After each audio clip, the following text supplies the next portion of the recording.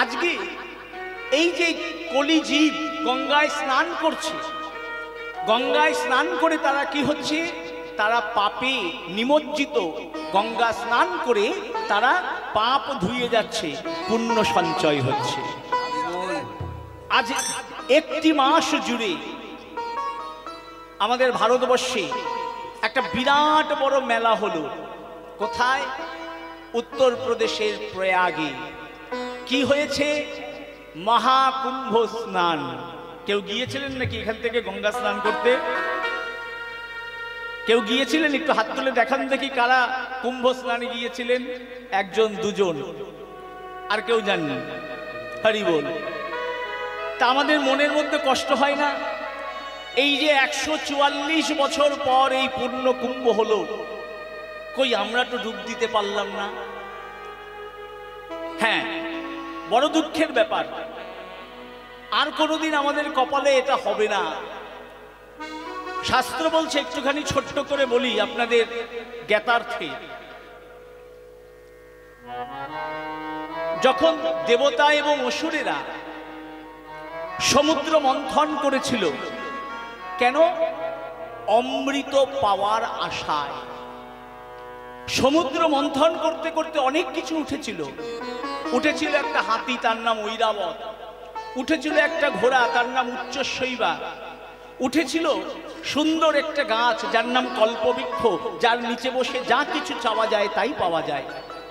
উঠেছিল একটা গাভী, যার নাম কামধেনু, সুরভি। এরকম অনেক কিছু উঠেছিল। শেষে মন্থন করতে করতে উঠেছিল বিষ, যার নাম হলাহল। এবার এতক্ষণ যেগুলো উঠেছিল সমস্ত কিছু সবাই গ্রহণ করে নিয়েছে, নিজেরা নিজেরা নিয়ে নিয়েছে। এখন যেই না বিষটা উঠেছে, এই বিষটা তো আর কেউ নিচ্ছে না। এ জগতে একজনই আছে ওই বিষটা নেওয়ার জন্য। তিনি কে? বলে, দেখবেন যারা ভালো মানুষ হয় তাদের দিয়ে কিন্তু সব কাজ করানো যায় না। যাদের মাথাটা একটু খারাপ হয় তাদের দিয়ে কিন্তু সব কাজ করানো যায়। তেমনি মাথা খারাপ দেবতাদের মধ্যেও একজন ছিলেন। কে তিনি জানেন? দেবতাদের মধ্যে পাগল কে? ওই যে গতকালকে যার পুজো হলো, প্রতিষ্ঠা হয়েছে, বাবা ভোলানাথ। তো তিনি কি করলেন? জগতের উদ্ধারের জন্য, জগতের মঙ্গলের জন্য সেই বিষ নিজ কণ্ঠে ধারণ করলেন। বাবার নাম হলো নীলকণ্ঠ মহাদেব। বলো নীলকণ্ঠ মহাদেব কি। বোঝা গেল? সেই নীলকণ্ঠ মহাদেব। এবার বিষ চলে যাওয়ার পর উঠলো অমৃত। ধন্বন্তরী ভগবান অমৃতের কলসি হাতে নিয়ে উঠলেন। যেই না অমৃতের কলসি হাতে নিয়ে উঠেছে, দেবতা আর অসুরেরা ওই অমৃতের জন্যই তো তাদের এত সংগ্রাম। এই সমুদ্র মন্থন ছুটে চলেছে পিছন পিছন। ধন্বন্তরী কি করলেন? এই অমৃতের কলসিটা ভারতবর্ষের 4টি জায়গায় রাখলেন, লুকিয়ে রাখলেন। যখন রাখছিলেন তখন একটু অমৃত ওখানে ছলকে পড়েছিল বা উথলে পড়েছিল। এই 4টি জায়গা কি? প্রথমটি হচ্ছে হরিদ্বার বা হরিদ্বার, দ্বিতীয়টি হচ্ছে প্রয়াগ, তৃতীয়টি হচ্ছে উজ্জয়িনী, আর চতুর্থ হচ্ছে নাসিক। ভারতবর্ষের এই 4 জায়গায় প্রতি 4 বছর অন্তর কুম্ভ মেলা হয়। 6 বছরে হয় অর্ধকুম্ভ, আর 12 বছরে হয় পূর্ণ কুম্ভ। বলে, বাবা তাহলে তো 12 বছর পরেই আবার পূর্ণ কুম্ভ হবে। এবছর না যেতে পারেছি, এরপরে 12 বছর পর যাব না। 12 বছর পর পূর্ণ কুম্ভ। এইভাবে 12 গুণে 12 144 বছর পর হয় এই যোগ, যার নাম হচ্ছে মহাকুম্ভ। তাহলে এবার নিশ্চয়ই মনে মনে একটা অনুতাপ হচ্ছে যে, বাবা কীর্তনিয়া, তুমি বললে আমাদেরকে এই মহাকুম্ভ 144 বছর পর, আমরা তো যেতে পারলাম না, চলেই গেল। কালকে শেষ স্নান ছিল, শাহী স্নান, তো যোগটা তো চলেই গেল। তাহলে আমরা বড় হতভাগ্য না? দুঃখের কিছু নাই। প্রয়াগে গিয়ে মহাকুম্ভে স্নান করলে, গঙ্গা স্নান করলে কি হয়? মহাজন বলছেন, শাস্ত্র বলছে, তত্ত্ব বলছে, গঙ্গা স্নান করলে আমাদের দেহ শুদ্ধ হয়। হরি বল। আমাদের কটা দেহ? আপনারা বলতে পারেন, বাবা তুমি একা দাঁড়িয়ে আছো, তোমার তো একটা দেহই আমরা দেখতে পাচ্ছি। হ্যাঁ, আমরা চোখ দিয়ে একটা দেহ দেখতে পাই, কিন্তু জীবের তিনটে দেহ। কি কি? যে দেহটা আপনারা দেখতে পাচ্ছেন, এই দেহর নাম হচ্ছে স্থূল দেহ।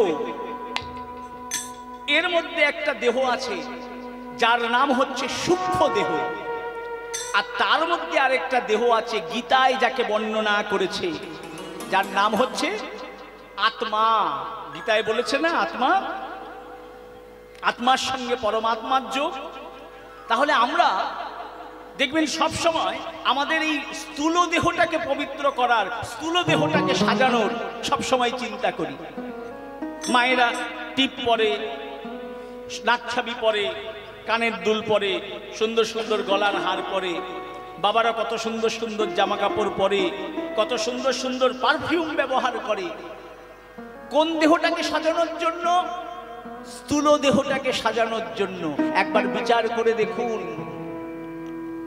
এই স্থূল দেহটা ছেড়ে যখন কারণ দেহ বা আত্মা বেরিয়ে চলে যায়, এই স্থূল দেহটার পরিণতি কি হয়? 4 ঘন্টা পর থেকে এই দেহটা ফুলতে থাকে, একটা একটা করে অঙ্গ প্রত্যঙ্গ পচতে থাকে, আস্তে আস্তে দুর্গন্ধ বেরোতে থাকে। তাহলে এই দেহটা তৈরি কি দিয়ে? মহাজন বলছেন আমাদের স্থূল দেহটা তৈরি রক্ত, মাংস, মল, মূত্র ইত্যাদি, এই সমস্ত দুর্গন্ধপূর্ণ জিনিস দিয়ে আমাদের স্থূল দেহটা তৈরি, আর সেটাকেই আমরা সুন্দর করে সাজাচ্ছি। তা এই দেহটা শুদ্ধ হয় কিসে? গঙ্গা স্নানে। এর মধ্যে রয়েছে সূক্ষ্ম দেহ। সূক্ষ্ম দেহ পবিত্র হয় কিসে? প্রাণায়ামে। কিছুদিন আগে, আজ থেকে 3-4 বছর আগে, আস্থা সংস্কার চ্যানেলে রামদেব বাবার প্রাণায়াম দেখাতো না বাবা? রামদেব বাবা, আপনার শ্বাসকষ্ট কমে যাবে, আপনার হাঁপানি কমে যাবে, আপনি এই প্রাণায়াম করুন। তাহলে এই প্রাণায়াম করলে কি হয়? আমাদের সূক্ষ্ম দেহ ভালো থাকে। আর যেটা আসল আমাদের কারণ দেহ, আমাদের আত্মা, সেটা পবিত্র হয় কিসে? মহাজন বলছেন আমাদের আত্মা পবিত্র হয় হরিনাম ও সংকীর্তনে। নিতাই গৌর হরি হরি। তাই যারা যারা আমরা প্রায় সকলেই যারা মহাকুম্ভে যেতে পারি নাই, আজকের এই অমাবস্যার পুণ্য লগ্নে আসুন, আমরা সেই অমৃত সমান মহাকুম্ভের মধ্যে, ত্রিবেণীর মধ্যে আমরা ডুব দেই। সবাই মিলে দুহাত তুলে, সবাই মিলে একটু দুহাত তুলে আমার সঙ্গে একটু হরিনাম করুন। হরিনামের মতো অমৃত এই জগতে কিছু নাই। তাই সবাই মিলে বলুন, হরে কৃষ্ণ কৃষ্ণ কৃষ্ণ কৃষ্ণ হরে হরে, হরে রাম রাম রাম হরে হরে, হরে কৃষ্ণ কৃষ্ণ কৃষ্ণ হরে হরে, হরে রাম রাম রাম হরে হরে, হরে কৃষ্ণ কৃষ্ণ কৃষ্ণ হরে হরে, হরে রাম রাম রাম হরে হরে, হরে কৃষ্ণ কৃষ্ণ কৃষ্ণ কৃষ্ণ হরে হরে, হরে রাম রাম রাম হরে হরে, হরে কৃষ্ণ কৃষ্ণ কৃষ্ণ কৃষ্ণ হরে হরে, হরে রাম রাম রাম হরে হরে। নিতাই গৌর হরি হরি। কৃষ্ণ কৃষ্ণ কৃষ্ণ হরে হরে, হরে রাম রাম রাম হরে হরে। সেই হরিনাম সংকীর্তনের প্রবর্তক গৌর হরি আজ হরিনাম করতে করতে গঙ্গায় চলেছেন। কেন? যে গঙ্গা আমাদের পবিত্র করে নিজে কলুষিত হয়, সেই গঙ্গাকে পবিত্র করার জন্য আমার ভগবান গঙ্গায় চলেছেন। তো গঙ্গা স্নান করে যখন প্রভু চলেছেন, ফিরে আসছেন, তো গৌর ভক্তগণ বলছে, প্রভু গো, তুমি নিজে তো হরিনাম করলে, এবার একটু আমরা করি, তুমি একটু আস্বাদন করো। প্রভু বলছেন, বেশ তাই হবে। তো গৌর ভক্তগণ সমস্ত নদিয়া নবদ্বীপবাসীকে ডেকে বলছে, ওগো নদিয়া নবদ্বীপবাসী, আমরা আর হরিনাম করব না। তো সেখানে যারা ভক্ত ছিল, বৈষ্ণব ছিল, তারা তো অবাক, ব্যাপার কি, হরিনাম করবে না, তাহলে করবেটা কি? বলে, কি করব জানো, আমরা এই কলিযুগের নাম করব, কলিযুগের ভগবান আমার নিতাই গৌরাঙ্গ সুন্দর। তাই আমরা কি বলবো জানো? সবাই বলছে, কি বলবে? সমস্ত গৌর ভক্তগণ একত্রিত হয়ে মনানন্দে বলতে শুরু করলেন। কি বললেন? হরিনাম দিয়ে জগৎ মাতালো যারা, তারা দু ভাই এসেছে রে। হরিনাম দিয়ে জগৎ মাতালো যারা, তারা দু ভাই এসেছে রে। নাম দিয়ে জগৎ মাতালো যারা, তারা দু ভাই এসেছে রে। হরিনাম দিয়ে জগৎ মাতালো যারা, তারা দু ভাই এসেছে রে। আস্তে বাবা আস্তে। আচ্ছা, কার কার ঠান্ডা লাগছে একটু হাত তুলে দেখান। আস্বাদন করতে এসে এই হাত দুটোকে সেবায় লাগাতে হবে, করতালি দিতে হবে। কি হয় হরিনামে করতালি দিলে? হরি বল। আপনি যদি করতালি দেন তাহলে কি আমার ভগবানের উপকার হয়? বলে না। আপনি যদি করতালি দেন তাহলে কি কীর্তনিয়ার কোনো উপকার হয়? বলে না। আপনি করতালি দিলে আপনার উপকার হবে। কি উপকার হবে? তিনটে উপকার হবে, মন দিয়ে শুনে রাখুন। প্রথম উপকার কি দেখবেন, এখন কীর্তন মানে হচ্ছে, কীর্তনের আসরে উঠেই ইউটিউব খুললেও দেখা যায় যে অনেক কীর্তনিয়া আছে, কোন দিন কোন রঙের পোশাক পরবেন, কোন রঙের রুমাল ব্যবহার করবেন, লবঙ্গ কার সঙ্গে মিশিয়ে, কর্পূরের সঙ্গে কতটা লবঙ্গ মিশিয়ে কোথায় রাখলে আপনার সংসারের উন্নতি হবে, আপনার মঙ্গল হবে, এই সমস্ত নিয়ে 3 ঘন্টা 3.5 ঘন্টা আসরে দাঁড়িয়ে বক্তৃতা দিয়ে পকেটের পয়সা নিয়ে চলে যাচ্ছে। কারণ কীর্তন গাওয়াটা বড় কষ্টকর, বড় পরিশ্রমের। এখন আপনারা বলতে পারেন, বাবা এগুলো আমরা জানতে চাই তাই বলে। তার কারণ আমরা সব সময় দুঃখে থাকি, সত্যিই তো তাই। কলির জীব মানেই দুঃখী। কিসের দুঃখ? একটু প্রমাণ দিয়ে যাই। কারো খুব পয়সার অভাব, অর্থের অভাব।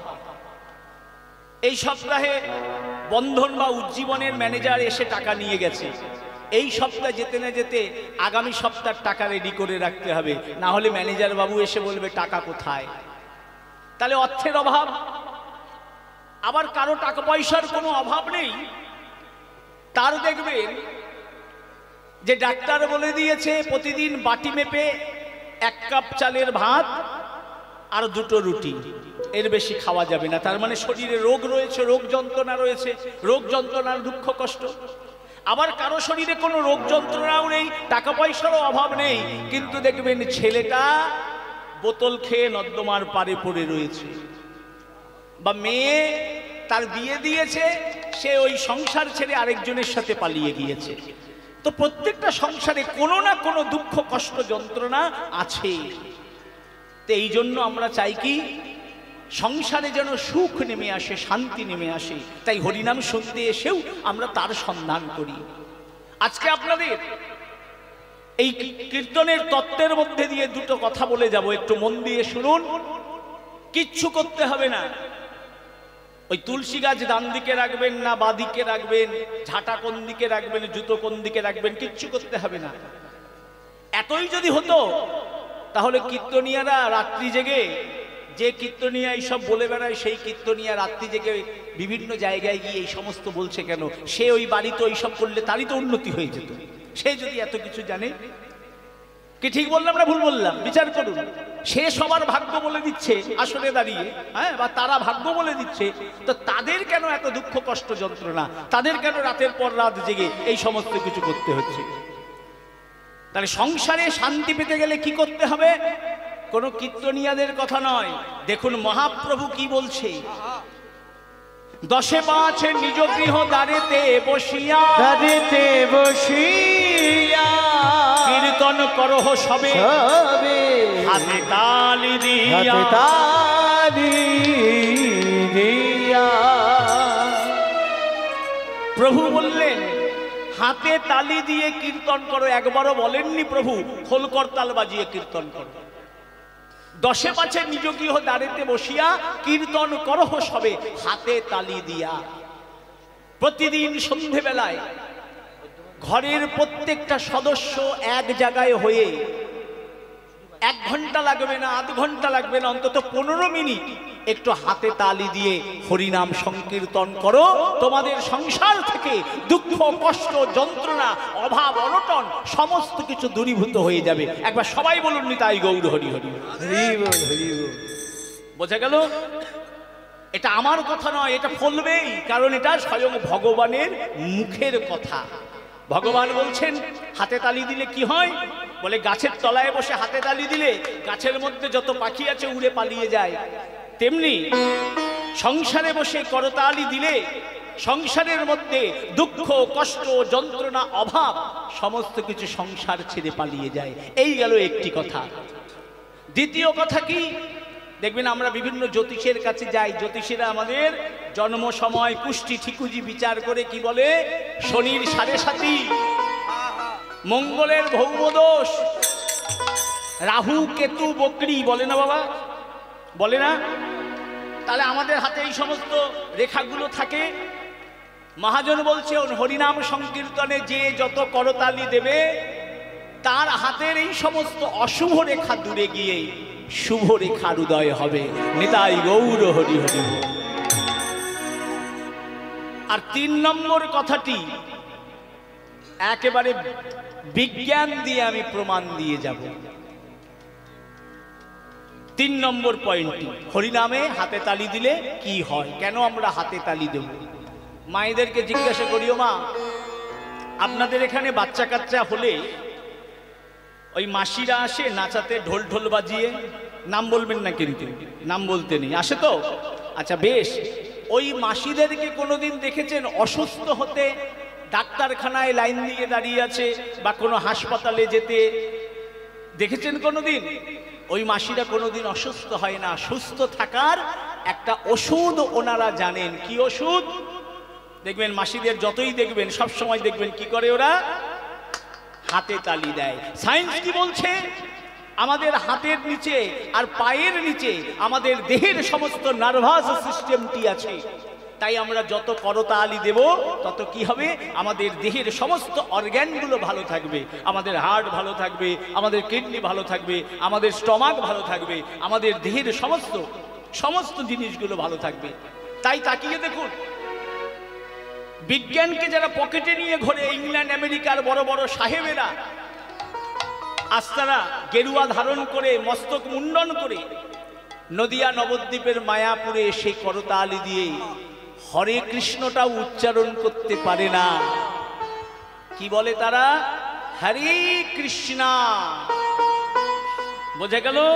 আমাদের মহাপ্রভুকে ভালোবেসে। তার কারণ জানি, মহাপ্রভু খুব সহজে খুব সুন্দর করে এই ধর্মের নাম করে আমাদেরকে আসল বস্তু দিয়ে গেছে। আমরা বাঙালিরা, মহাপ্রভু আমাদের কাছে এলেন কিন্তু আমরা বাঙালিরা বুঝতে পারলাম না। আজ বিভিন্ন দেশ থেকে এসে সেই হরিনাম সংকীর্তন নিয়ে করতালি দিয়ে তারা সুস্থ সবল সুন্দর করে জীবন পরিচালনা করছে, হরিনাম করছে। তাই আজকে সুযোগ এসেছে, আসুন সবাই মিলে আমরাও একটু করতালি দিয়ে বলি। আর কোনো লজ্জা নয়, আর কোনো ঘৃণা নয়, আর কোনো ভয় নয়। সবাই মিলে বলবো, হরি নাম দিয়ে জগৎ মাতালো যারা, তারা দু ভাই এসেছে রে। হরি নাম দিয়ে জগৎ মাতালো যারা, তারা দু ভাই এসেছে রে। রোহিণী যশোদার প্রাণ যারা, তারা দু ভাই এসেছে রে। ওমা রোহিণী যশোদার প্রাণ তারা, তারা দুহাই এসেছে রে। গোলকে গোপনে ছিল তারা, তারা দু ভাই এনেছে রে।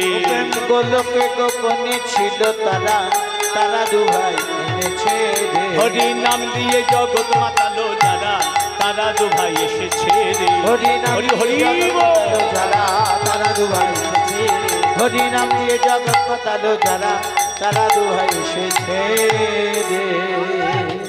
এইভাবে হরিনাম গাইতে গাইতে কলিযুগ পাবন অবতার মহাপ্রভু আমার পথের মধ্যে দিয়ে যেতে যেতে হঠাৎ দেখলেন পথের মধ্যে একখানি কালী মন্দির।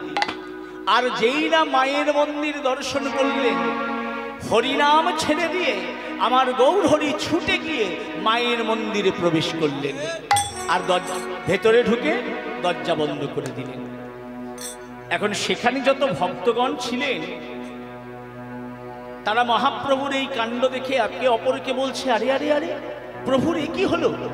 যে প্রভু হরিনাম ছাড়া আর কিছু জানে না, সেই প্রভু আজ মা কালীর মন্দিরে প্রবেশ করেছে। তারা জানালা দিয়ে দেখছেন, কি দেখছেন? আমার গৌর হরি মা কালীর চরণ তলে বসে নয়ন জলে কেঁদে কেঁদে কি বলছে প্রভু? আজ প্রণমিয়া কহে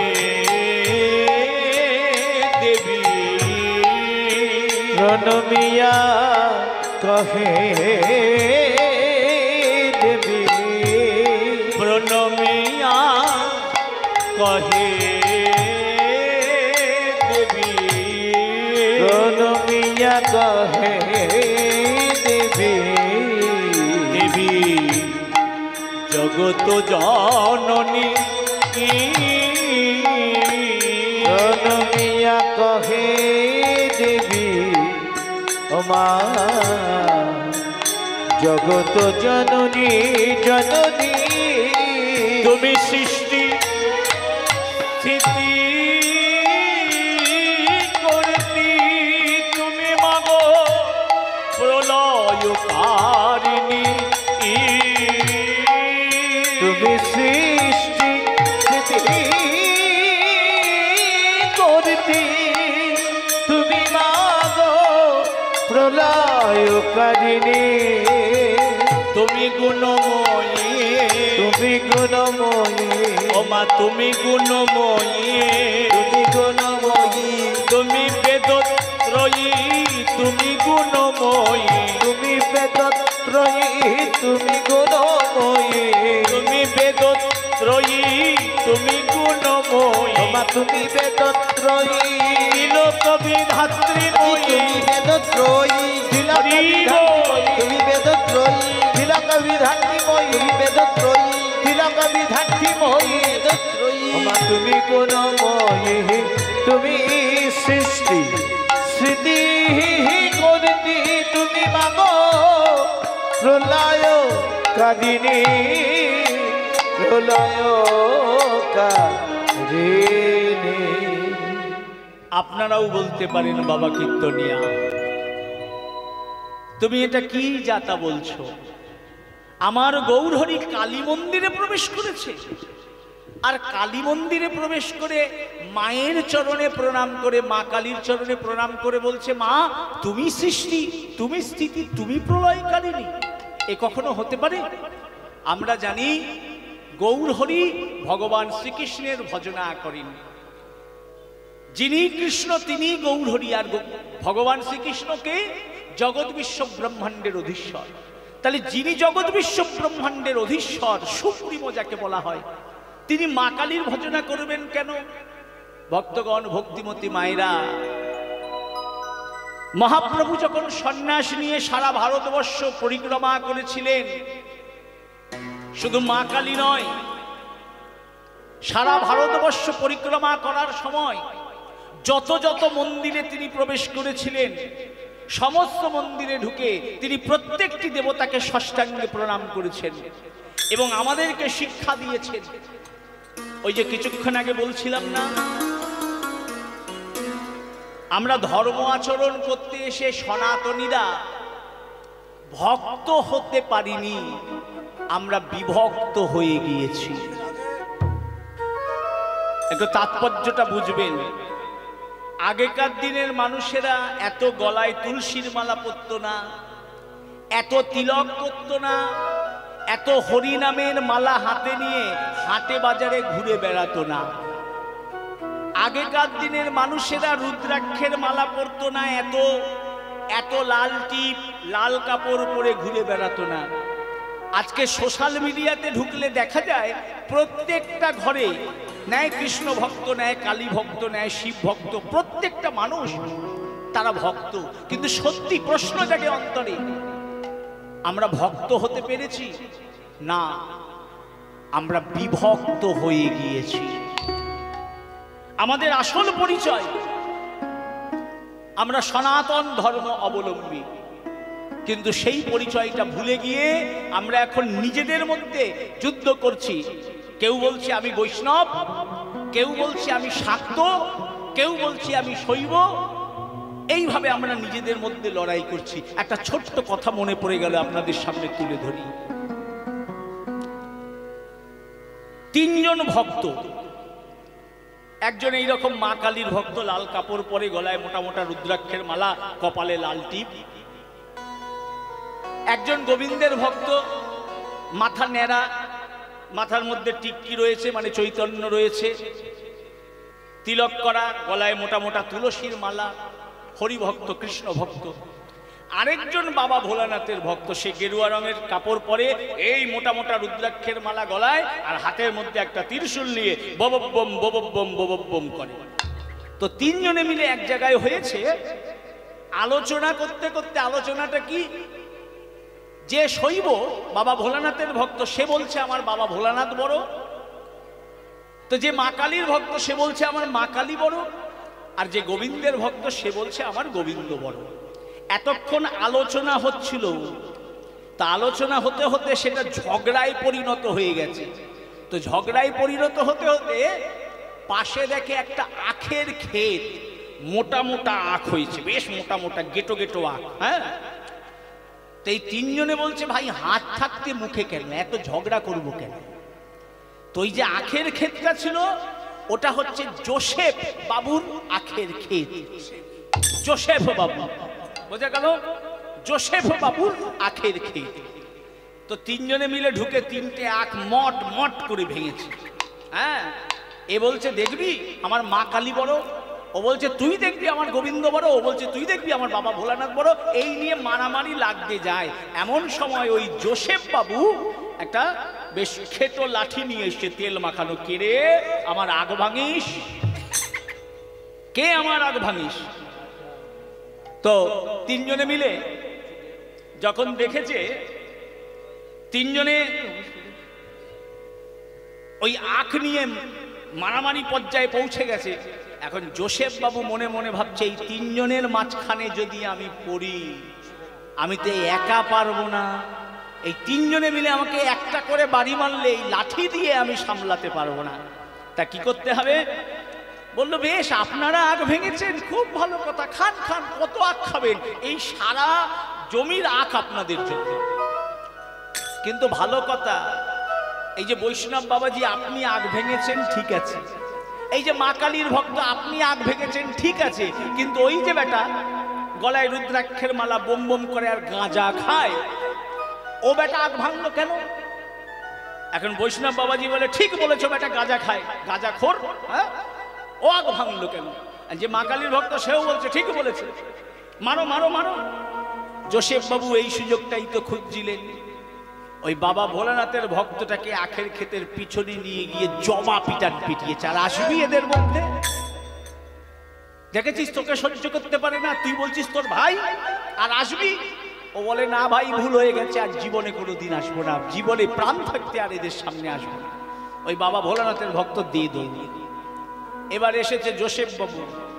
বৈষ্ণব বাবাজি আপনি আখ খেয়েছেন ভালো কথা, সাধুগুরু বৈষ্ণব কোনো কিছু খেলে সেটা অনেক পুণ্য হয়, আমি শুনেছি আপনাদের কীর্তনে। হ্যাঁ, কিন্তু এই মা কালীর যে ভক্ত, হ্যাঁ, এরা বলি দেয়, রক্ত মাংস এই সমস্ত কিছু নিয়ে এদের কাজ কারবার, তারপরে বোতল খুলে খায়, এরা কেন ভাঙলো, ওই আগ ভাঙলো?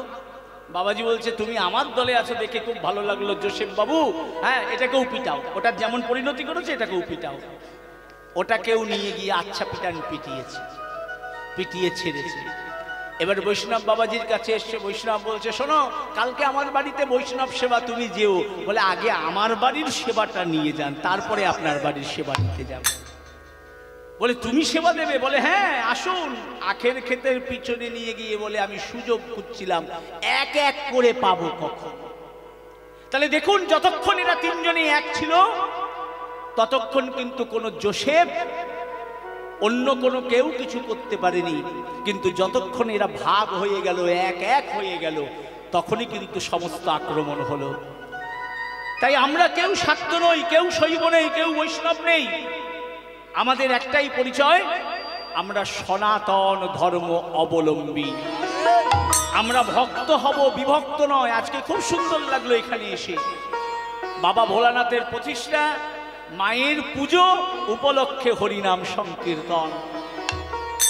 মনে রাখবেন একটা কথা, সনাতন ধর্মকে ধ্বংস করতে খুব খুব কঠিন কথা আজকে বলে যাচ্ছি। এই কথার সঙ্গে হয়তো অনেকেই সহমত হবেন না, কিন্তু কথাটিকে একটুখানি বিচার করে শুনুন। সনাতন ধর্মকে ধ্বংস করার জন্য কোনো বাইরের ধর্মের লোক সনাতন ধর্মকে ধ্বংস করে না, তাদের এত সময় নেই, এত মাথা ব্যথা নেই। সনাতন ধর্মকে ধ্বংস করে সনাতন ধর্মের মানুষরা নিজেরা। প্রমাণ আমি এক্ষুনি দেব, আপনারা মন দিয়ে নিজেদের জায়গায় বসে আস্বাদন করুন। দেখুন আমার গৌরহরি কি করছেন। তিনি এত বড় একজন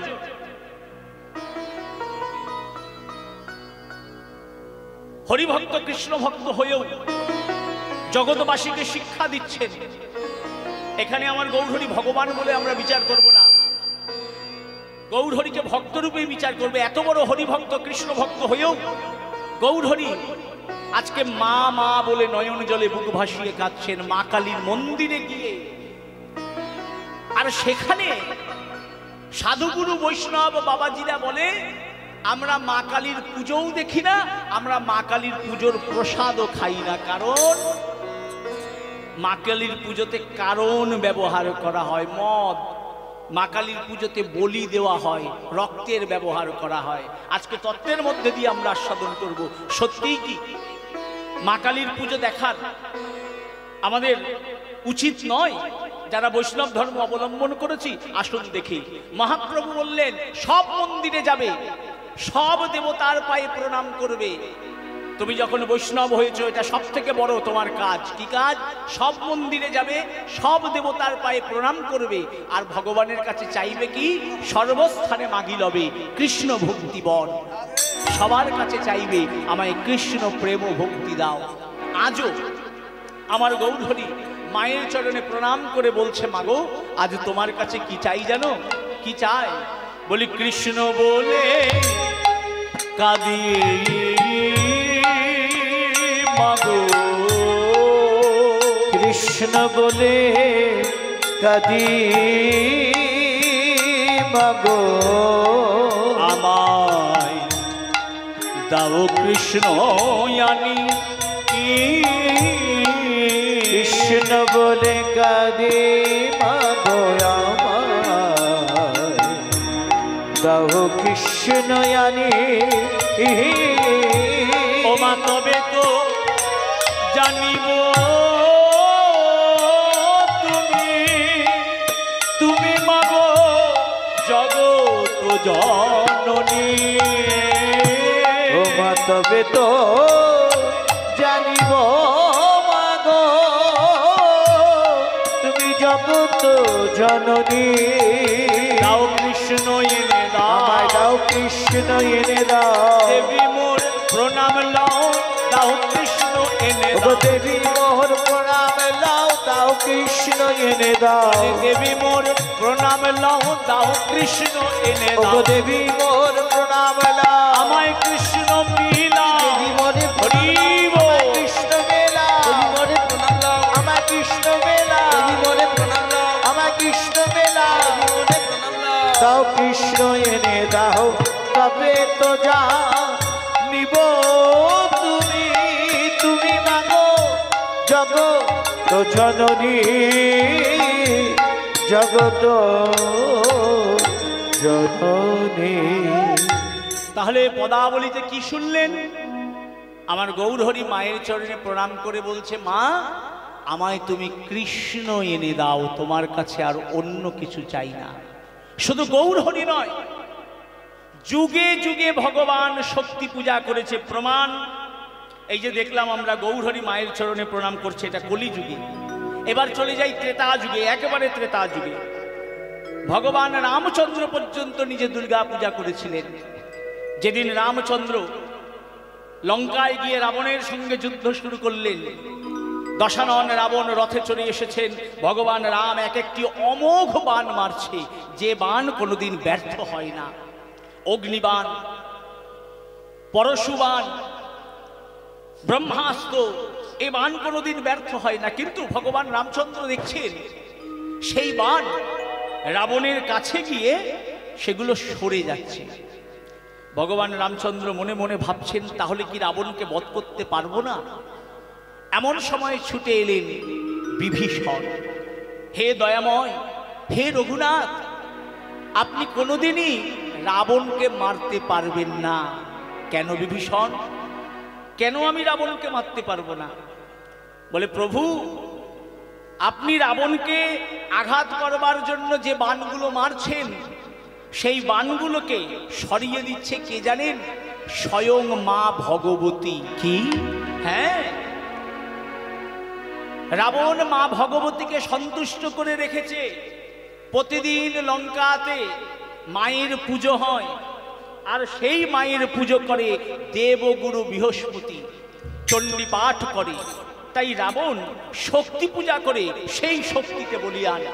তাই আপনি যদি শক্তি পূজা না করেন, মায়ের কৃপা না পান, কখনোই রাবণকে মারতে পারবেন না।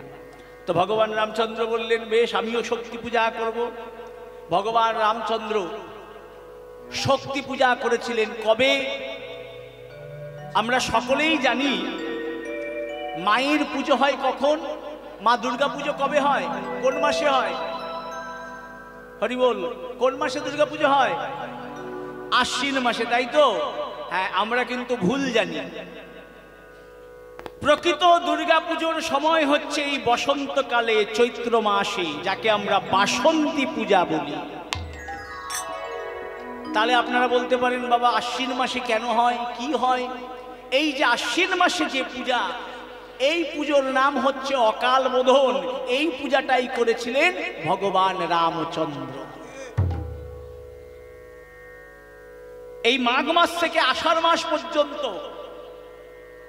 হিসাব করে গুনে দেখুন, 6টা মাস, 12 মাসে 1 বছর হয়।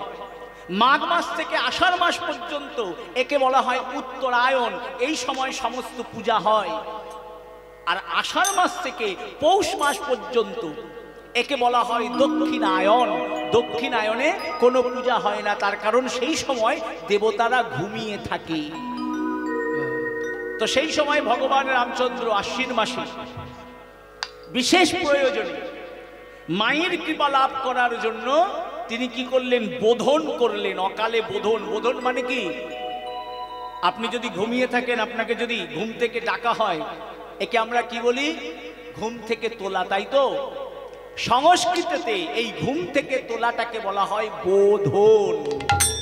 এই জন্য বলা হচ্ছে অকাল বোধন। ভগবান রামচন্দ্র অকালে বোধন করেছিলেন। হনুমান 108টা নীলপদ্ম এনে দিয়েছিলেন। ভগবান সেই 108টা নীলপদ্ম মায়ের চরণে অঞ্জলি দিয়ে মায়ের কৃপা লাভ করেছিলেন। তাহলে কলিযুগের পুজো দেখলাম, ত্রেতা যুগের পুজোও দেখলাম। এবার দাপর যুগের পুজো আমরা লীলার মধ্যে প্রবেশ করে দেখব।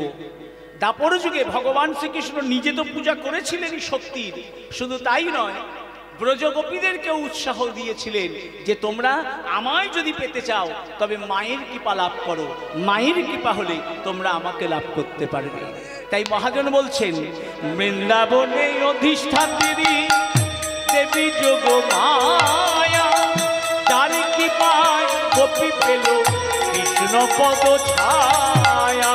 বৃন্দাবনের অধিষ্ঠাত্রী দেবী যোগ মায়া, যার কৃপায় গোপী পেল কৃষ্ণ কৃষ্ণ পদ ছায়া। বৃন্দাবনে অধিষ্ঠাত্রী দেবী যোগ মায়া, যার কৃপায় গতি পেল কৃষ্ণ পদ ছায়া। বৃন্দাবনের অধিষ্ঠাত্রী দেবী যোগ মায়া, যার কৃপায় গতি পেল কৃষ্ণ পদ ছায়া। জয় জয় মা জয় ভবানী, জয় জয় মা জয় ভবানী, জয় জয় মা জয় ভবানী, জয় উলুধ্বনি উলুধ্বনি। মা জয় ভবানী, রাই কৃপা যেন পাই শিবানী, জয় জয় মা জয় ভবানী। রাই কৃপা যেন পাই শিবানী, কৃপা করো মা গো লোক পাবনী, রাই কৃপা যেন পাই শিবানী। কৃপা করো মা গো লোক পাবনী, রাই কৃপা যেন পাই শিবানী। জয় জয় মা জয় ভবানী, যার কৃপায় গতি পেল কৃষ্ণ পদ ছায়া। যার কৃপায় গতি পেল কৃষ্ণ পদ ছায়া। এবার আপনারা বলতে পারেন, বাবা কীর্তনিয়া অনেকক্ষণ ধরে মা মা মা মা করে চলেছ, তাই না? হরিনাম সংকীর্তন করতে এসেছো বাবা, হরিনাম করবে, তুমি এত মা মা করে চলেছ কেন? প্রশ্ন জাগতে পারে না অন্তরে? তোমার মা যদি এতই ভালো হয়, ও মা মন দিয়ে শুনবেন কথাগুলো, তোমার মা কালী যদি এতই ভালো হয়, তাহলে হাতের মধ্যে খাড়া নিয়ে দাঁড়িয়ে আছে কেন, খড়গ নিয়ে দাঁড়িয়ে আছে কেন? সত্যি না? মায়ের রূপটা কেমন ভয়ঙ্করী, চোখগুলো বড় বড় করে রয়েছে, হাতের মধ্যে খড়গ, দেখলেই ভয় লাগে। তোমার মা যদি এতই ভালো হয়, তাহলে জিভটাকে বের করে রেখেছে কেন? রক্ত খাওয়ার জন্য। তোমার মা যদি এতই ভালো হয়, তাহলে তোমার মায়ের গলায় কেন মুন্ডমালা? তাহলে যে মা এত ভয়ঙ্করী, তুমি তার প্রশংসা করে চলেছ, মা মা মা মা করে চলেছ। এইবার তত্ত্বের মধ্যে প্রবেশ করি। হ্যাঁ, এতক্ষণ লীলার তত্ত্বের মধ্যে ছিলাম, এবার একটু তত্ত্বের মধ্যে প্রবেশ করি। হরি বল। মা আমার জিভটাকে বের করে রেখেছে কেন? ও মা, মা কালী জিভটাকে কেন বের করে রেখেছে? আসল তত্ত্ব কি বলছে বাবা, একটুখানি দর্শন করি। বলে আমরা দেখি মা কালী জিভটা বের করে রেখেছে, কই এটা তো দেখি না। মা কালী দাঁত দিয়ে তার জিভটাকে কেটে রেখে দিয়েছে। তত্ত্ব কি বলছে? জিভের রং কেমন? ও মা, জিভের রং কেমন? এই তো সামনে মায়ের মন্দির রয়েছে, আপনারা তো এত মাকে দর্শন করেন, একটু মাঝে মাঝে উত্তর দিতে হবে কিন্তু। জিভের রং কেমন? লাল। লাল হচ্ছে রজগুণের প্রতীক, লোভ, লালসা। একটু প্রমাণ দিয়েই বুঝতে পারবেন। দেখবেন ভালো কিছু খাবার দেখলেই আমাদের জিভায় কি হয়, জিভে জল আসে না? আরো প্রমাণ দিই। আমি যদি এখন আপনাদের সামনে দাঁড়িয়ে বেশ ওই যে পাকা তেঁতুল বেশ লবণ দিয়ে, সর্ষের তেল দিয়ে বেশ ভালো করে ডলে, হ্যাঁ, একটু একটু করে খাই, কেমন হবে? হ্যাঁ, অনেকে দাঁত বেরিয়ে গিয়েছে। হরি হরি। কেন? পাকা তেঁতুলের কথা শুনে জিহুয়াতে জল চলে এসেছে। তাহলে জিভ হচ্ছে লোভের প্রতীক। আর দাঁতের রং কেমন? সাদা। সাদা হচ্ছে সত্য গুণের প্রতীক। মা আমাদেরকে শিক্ষা দিলেন, ওগো জীব, ওগো কলির মানুষ, ওগো ভক্তগণ, তোমরা তোমাদের সত্য গুণ দিয়ে, সত্য কথা বলে, সত্য পথে চলে তোমরা তোমাদের লোভ, লালসা, এই সমস্ত কিছুকে দূর করো, দমন করো। এই জন্য মা জিভ বের করে রেখেছে। কোনো রক্ত পান করার জন্য জিভ বার করে নাই।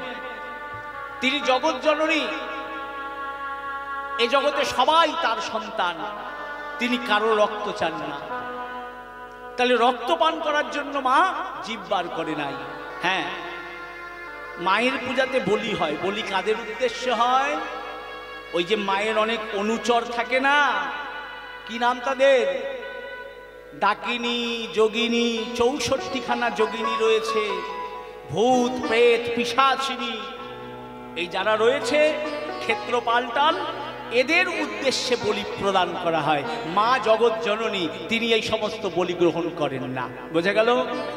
বেশ, বলে তোমার মা যদি এতই ভালো হয় বাবা, তাহলে তোমার মায়ের গলায় কেন মুন্ডমালা?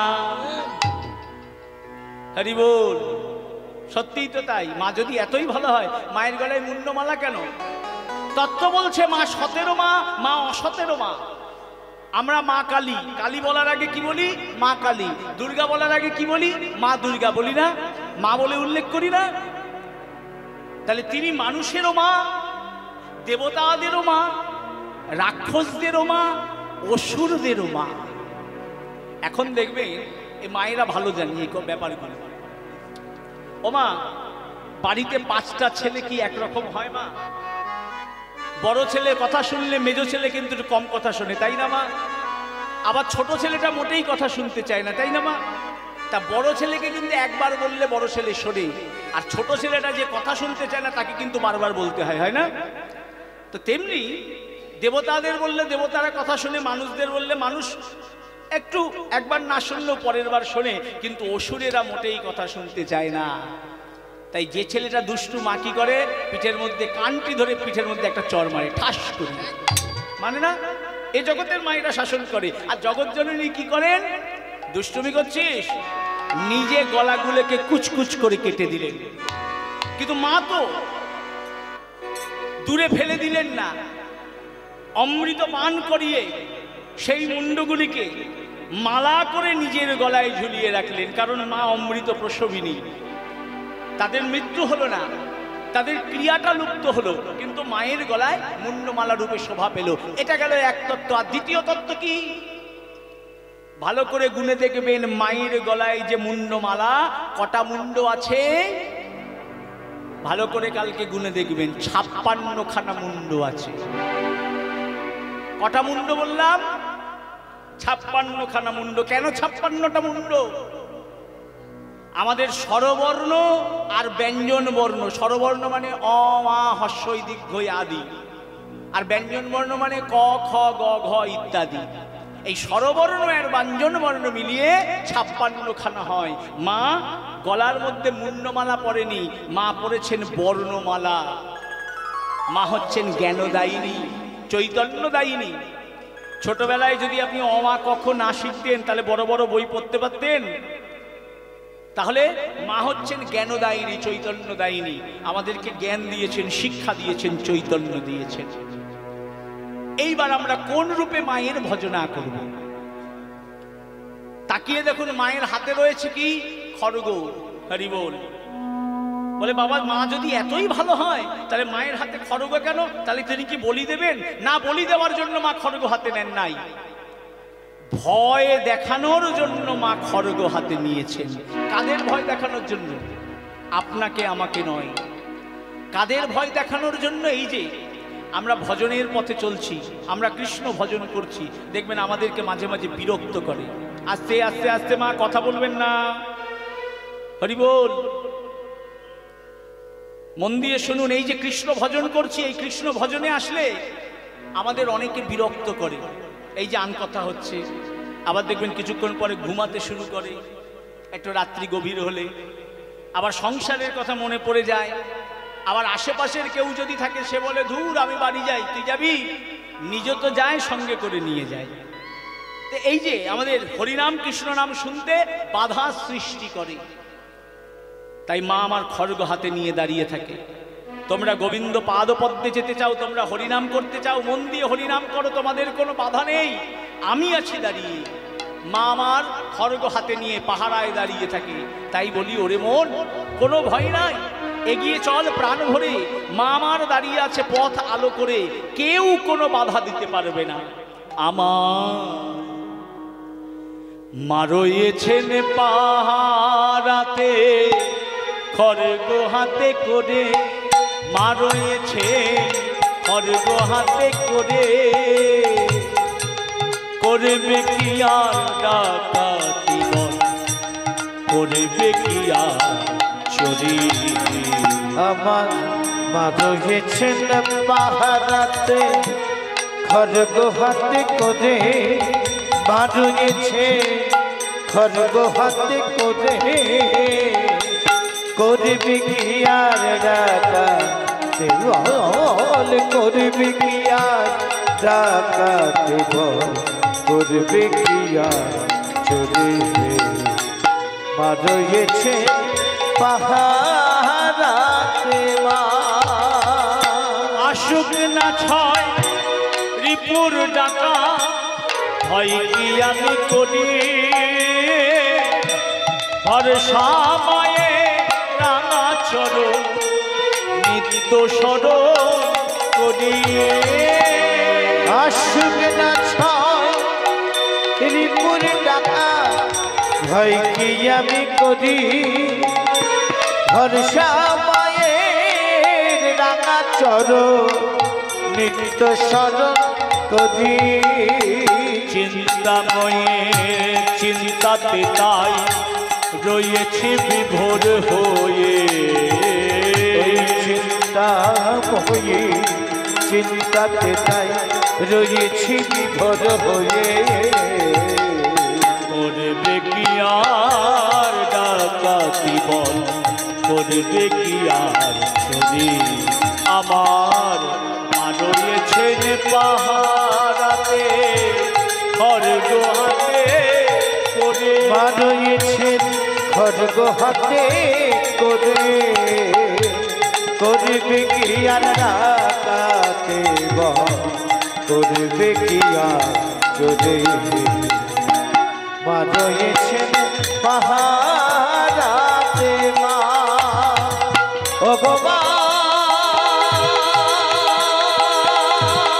বিদায় বল হরি হরি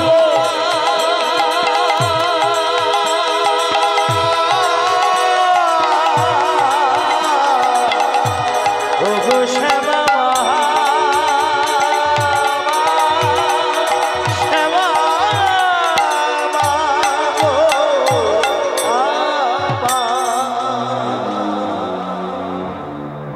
তাহলে আজ আমরা সেই সাম্যের কথা শুনলাম, একতার কথা শুনলাম, যে হরিনাম সংকীর্তনে মায়ের পুজোয় কোনো বাধা নেই, আর মায়ের পুজো করতে এসে হরিনাম সংকীর্তনেতেও কোনো বাধা নেই। তার কারণ